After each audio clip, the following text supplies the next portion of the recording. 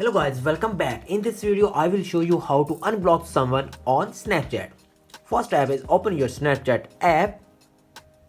Then click on your profile icon. It's in the top left corner of the screen.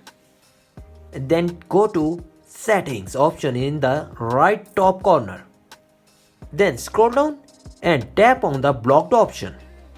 Is the last tab blocked? Then tap on his name you want to unblock. Once you have successfully confirmed you choose, then tap yes. The said user will be unblocked.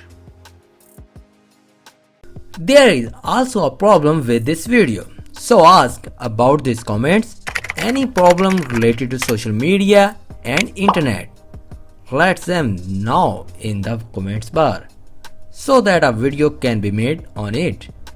Please like this video and subscribe our channel and press icon for any updates and notifications. Thanks for watching.